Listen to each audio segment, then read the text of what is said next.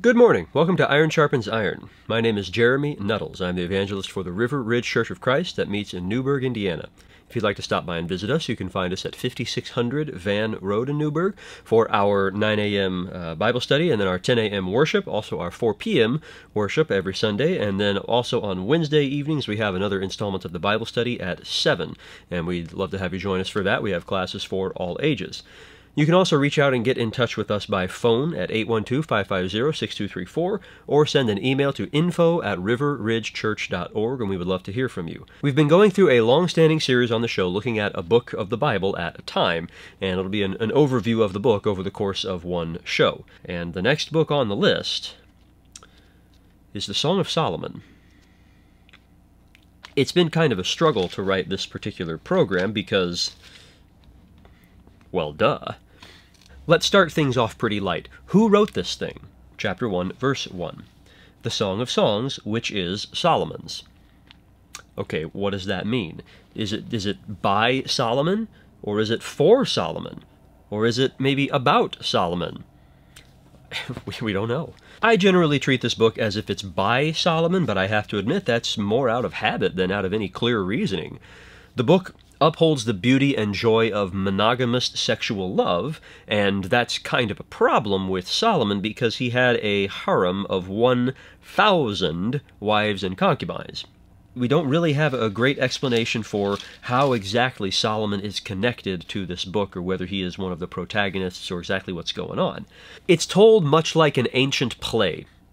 Okay, so we've got a very small slate of actors, basically. We've got two speakers, one is male and one is female, and that's the only really clearly defined information that we have about them. There's also a chorus of others who are generally to be associated with maybe the daughters of Jerusalem that the female protagonist keeps mentioning. The book is basically a dialogue between between him and her, with interjections in between every so often from them. Let's talk about the persona of the male protagonist. In chapter 1, verse 7, the female says, "Tell me, you whom my soul loves, where you pasture your flock, where you make it lie down at noon." Okay, so he seems to be a shepherd, and it's not all that easy to line that up with the idea that Solomon is the male protagonist. Now, maybe it's metaphor because he's shepherd of his people, or maybe it's just a story. We don't really know. Okay, who is she? Verse 8, the male protagonist says, "If you do not know, O most beautiful among women, follow in the tracks of the flock and pasture your young goats beside the shepherd's tents."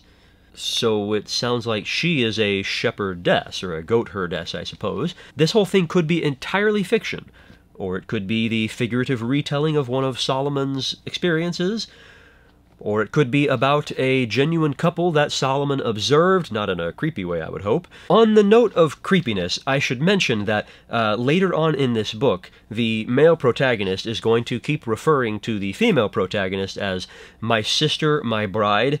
No, they're not being incestuous. It's just a comparison of the spousal relationship to the closeness of, well, the only thing that would sort of rival that would be between brother and sister. We are understandably creeped out by that for reasons, but the ancient Hebrews were not the only ancient Middle Eastern culture to use that sort of terminology. Anyway, in one interpretation, Solomon is a third wheel who sees the Shulamite and desires her, but is rebuffed in favor of her humble shepherd boy. I kind of like that one, but I don't think it's actually the best explanation of the text that we have before us. That's not the only interpretation. In fact, the main interpretation for many centuries saw Song of Solomon as the tale of love between Christ and the church. In fact, where is that thing? This is my facsimile of the King James Bible as it appeared in the year 1611 when it was first printed. It has the typos corrected and the typeface somewhat updated to be legible, but otherwise it's exactly as it appeared in its first edition in 1611. Let's read some of the chapter summaries here supplied by the translators of the Song of Solomon in the original King James, shall we? Chapter 1.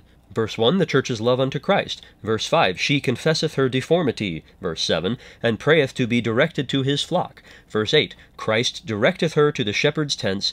Verse 9, and showing his love to her. Verse 11, giveth her gracious promises. Verse 12, the church and Christ congratulate one another. Chapter 2, verse 1, the mutual love of Christ and his church. Verse 8, the hope. Verse 10, and calling of the church. 14, Christ's care of the church. 16, the profession of the church, her faith and hope. And so on and so forth. Okay, so that's a fine allegory, I suppose. But it leaves open the question of what in the world the Jews were supposed to do with this book for the first 1,000 years that it sat in a jar in the temple or the synagogue. Maybe we could shift that from Christ and the church to God the Father and Israel. Okay, God uses that sort of imagery elsewhere, but that's not very clear in this case. And as usual, it's better to first look at the simple, straightforward meaning rather than resorting immediately to allegory. So let's just start reading. I'm going to try to get us more into the spirit of things by enlisting the help of my lovely wife, who will read the she parts. Let him kiss me with the kisses of his mouth. For your love is better than wine. Your anointing oils are fragrant. Your name is oil poured out. Therefore virgins love you. Draw me after you. Let us run. The king has brought me into his chambers. And now the chorus of others say, we will exult and rejoice in you. We will extol your love more than wine. Rightly do they love you. I am very dark, but lovely. O daughters of Jerusalem, like the tents of Kedar, like the curtains of Solomon, do not gaze at me because I am dark, because the sun has looked upon me. My mother's sons were angry with me. They made me keeper of the vineyards, but my own vineyard I have not kept. Tell me, you whom my soul loves, where you pasture your flock, where you make it lie down at noon. For why should I be like one who veils herself beside the flocks of your companions? If you do not know, O most beautiful among women, follow in the tracks of the flock, and pasture your young goats beside the shepherd's tents. I compare you, my love, to a mare among Pharaoh's chariots. Your cheeks are lovely with ornaments, your neck with strings of jewels. And now the chorus of others says, we will make for you ornaments of gold, studded with silver. While the king was on his couch, my nard gave forth its fragrance. My beloved is to me a sachet of myrrh that lies between my breasts. My beloved is to me a cluster of henna blossoms in the vineyards of Engedi. Behold, you are beautiful, my love. Behold, you are beautiful. Your eyes are doves. Behold, you are beautiful, my beloved, truly delightful. Our couch is green, the beams of our house are cedar, our rafters are pine. I am a rose of Sharon, a lily of the valleys. As a lily among brambles, so is my love among the young women. Yeah, so Christ in the church?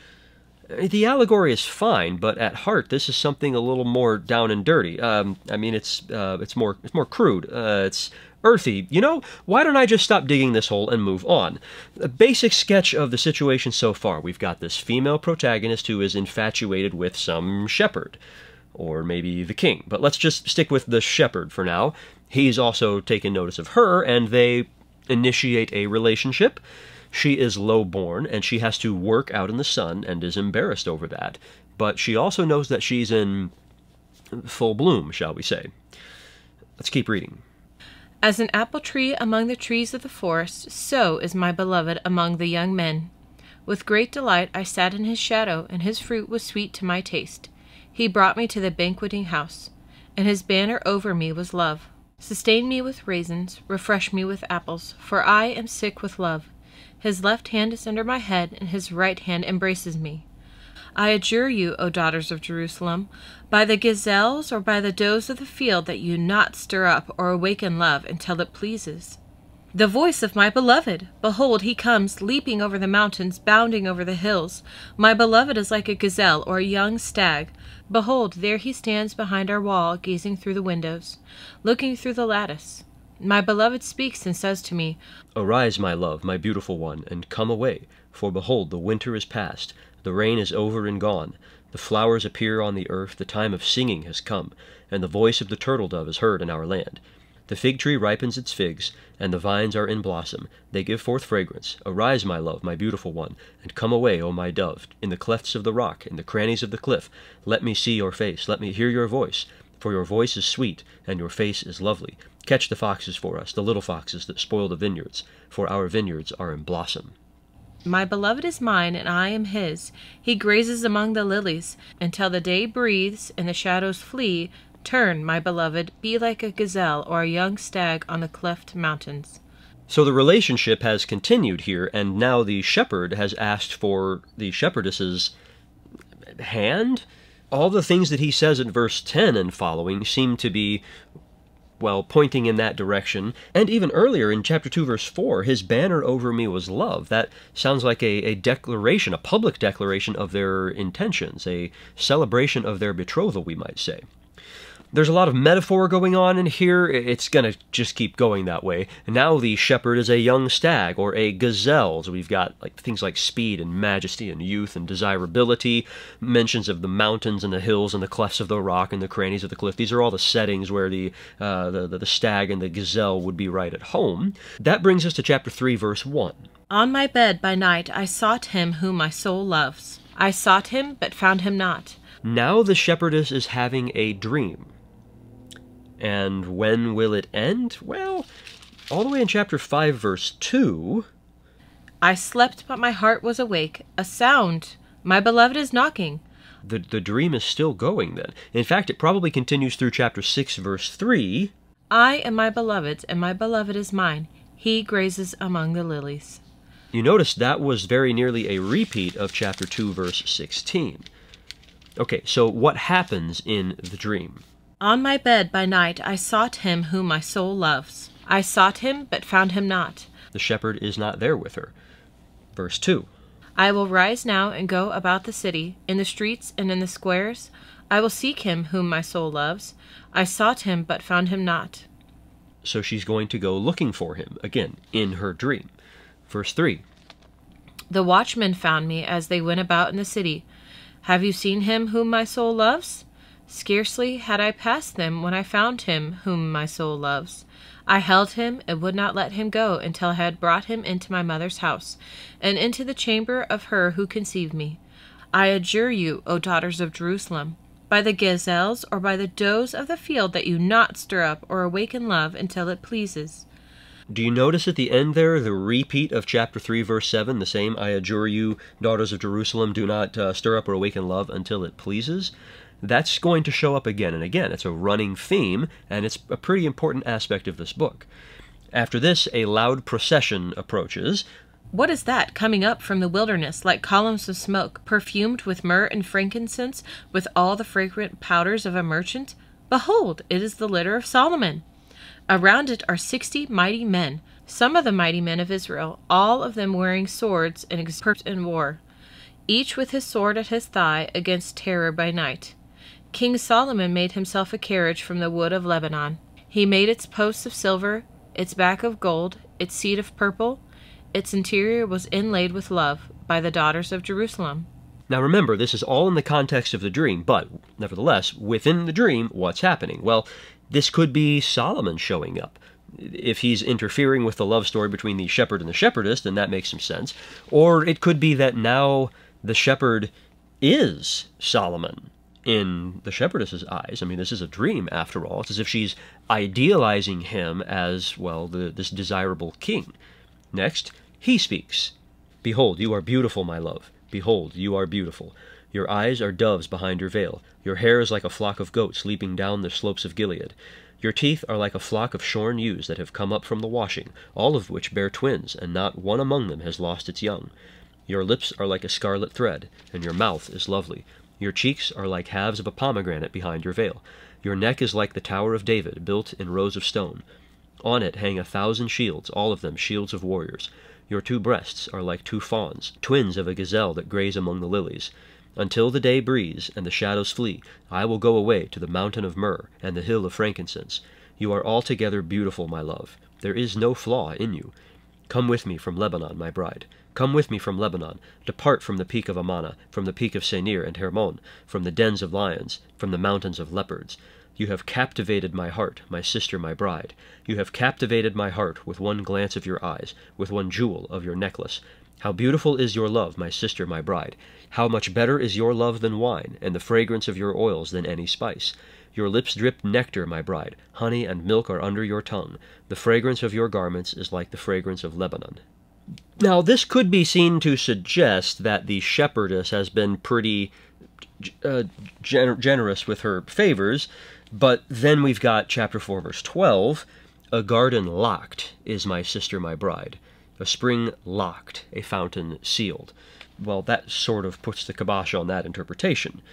He's not done. Verse 13, your shoots are an orchard of pomegranates with all choicest fruits, henna with nard and saffron, calamus and cinnamon, with all trees of frankincense, myrrh, and aloes, with all choice spices, a garden fountain, a well of living water, and flowing streams from Lebanon. There's a lot of moisture involved here. And then finally, he's still not done, verse 16, awake, O north wind, and come, O south wind, blow upon my garden, let its spices flow. Let my beloved come to his garden and eat its choicest fruits. I came to my garden, my sister, my bride. I gathered my myrrh with my spice. I ate my honeycomb with my honey. I drank my wine with my milk. And then the chorus of others say, eat, friends, drink, and be drunk with love. Hang on, when did she wake up? Well, remember, chapter 5, verse 2. I slept, but my heart was awake. This is still a part of the dream. Her desire is so intense that she's dreaming about her shepherd and growing impatient for their wedding day to arrive. Well, let's not beat around the bush. Really, it's their wedding night she's anticipating. The dream isn't over. It's going to get more intense and also odd. I slept, but my heart was awake. A sound! My beloved is knocking. Open to me, my sister, my love, my dove, my perfect one, for my head is wet with dew, my locks with the drops of the night. I had put off my garment. How could I put it on? I had bathed my feet. How could I soil them? My beloved put his hand to the latch, and my heart was thrilled within me. I arose to open to my beloved, and my hands dripped with myrrh, my fingers with liquid myrrh, on the handles of the bolts. I opened to my beloved, but my beloved had turned and gone. My soul failed me when he spoke. I sought him, but found him not. I called him, but he gave no answer. The watchmen found me as they went about in the city. They beat me, they bruised me, they took away my veil, those watchmen of the walls. I adjure you, O daughters of Jerusalem, if you find my beloved, that you tell him, I am sick with love. That got really steamy there for a moment, but verse 6, my beloved had turned and gone. The dream has shifted, as happens sometimes, and it has left her unsatisfied. My beloved has gone down to his garden, to the beds of spices, to graze in the gardens and to gather lilies. I am my beloved's, and my beloved is mine. He grazes among the lilies. That seems to be the other bookend for the dream sequence. From here on, the shepherd again describes his beloved, she responds, and then they say, verse 13, return, return, O Shulamite, return, return, that we may look upon you. At which point the shepherd responds, why should you look upon the Shulamite, as upon a dance before two armies?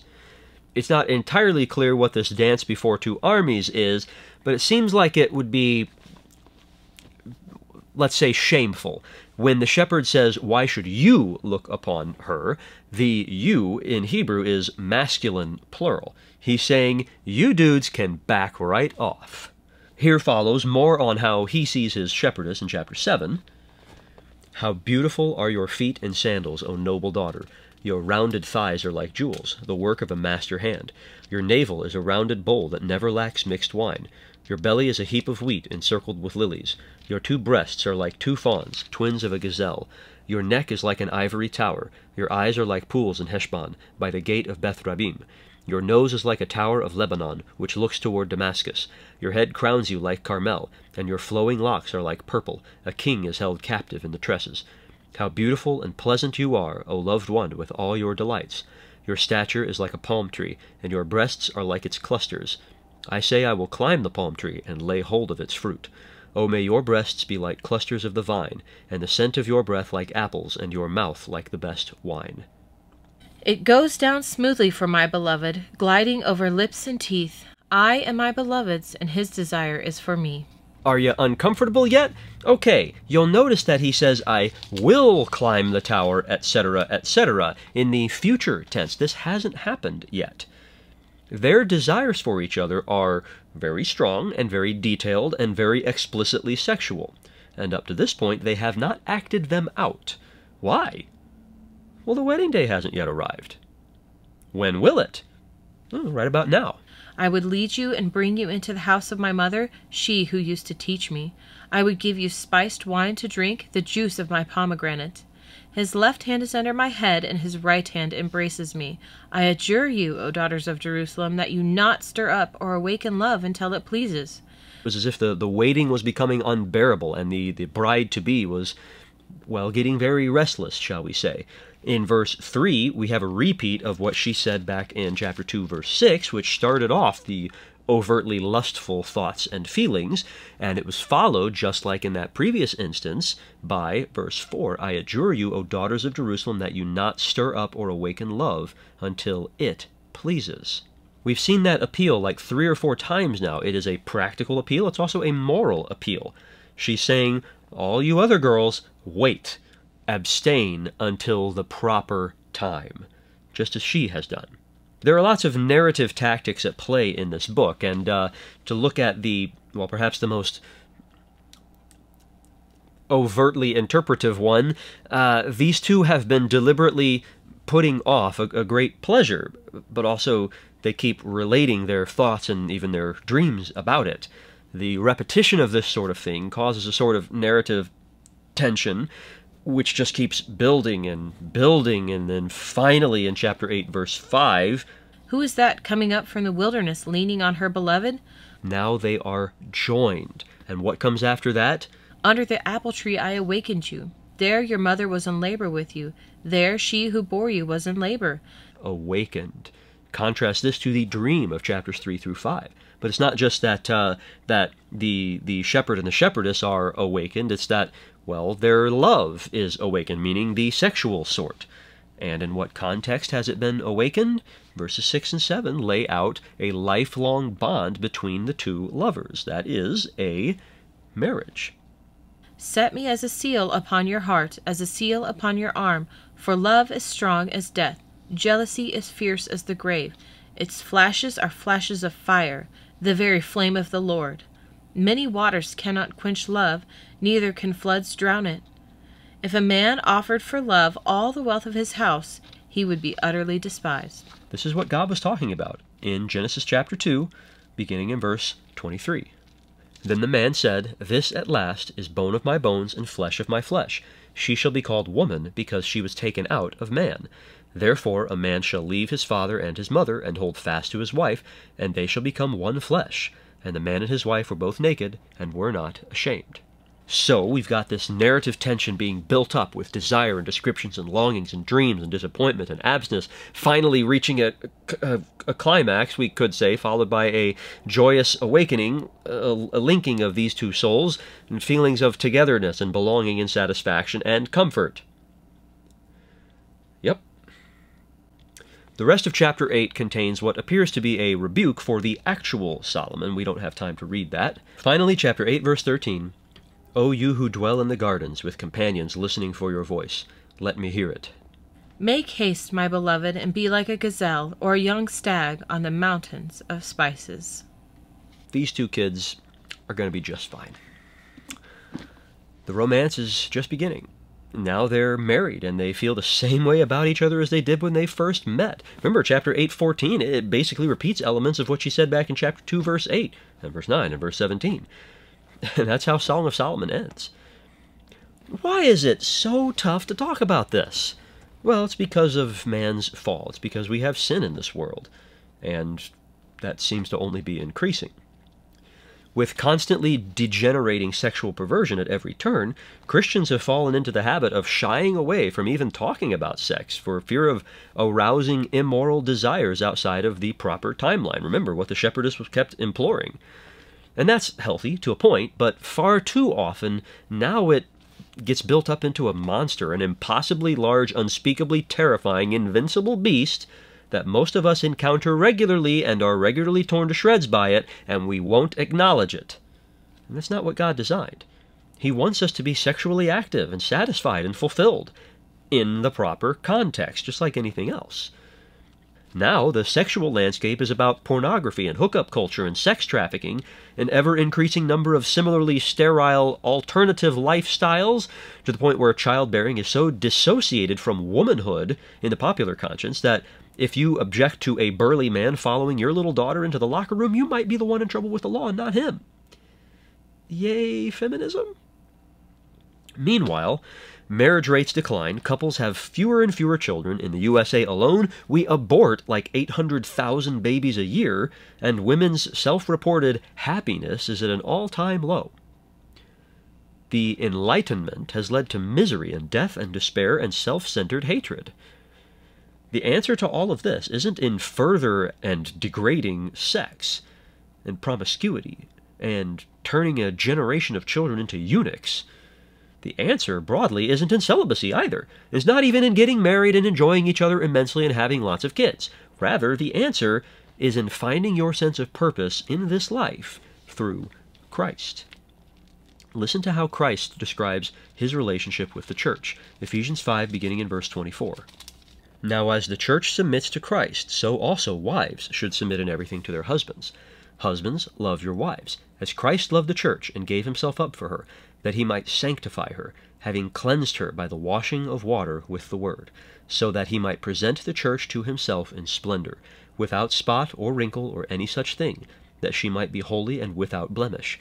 In the same way, husbands should love their wives as their own bodies. He who loves his wife loves himself. It's not only in the New Testament that sexual ethics are covered. In Malachi, chapter 2, verses 13 through 15. And this second thing you do, you cover the Lord's altar with tears, with weeping and groaning, because he no longer regards the offering or accepts it with favor from your hand. But you say, why does he not?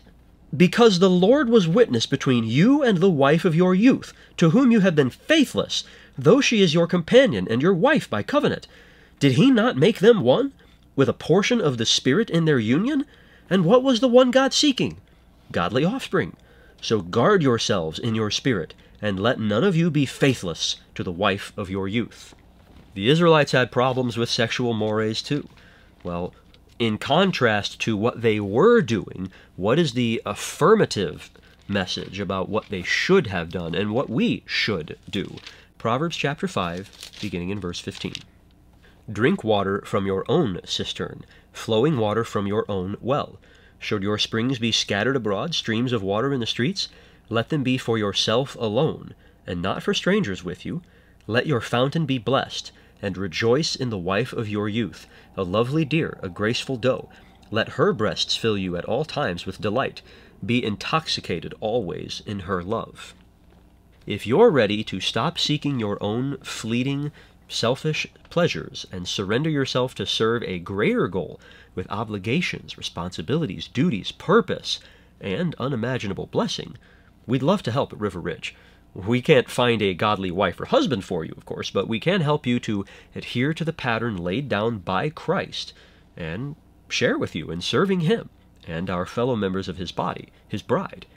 You can reach us by phone at 812-550-6234 or email us at info@riverridgechurch.org. You can also find us at 5600 Van Road in Newburgh for Sunday morning worship at 10. I hope to see you there. Thanks for joining me today on Iron Sharpens Iron.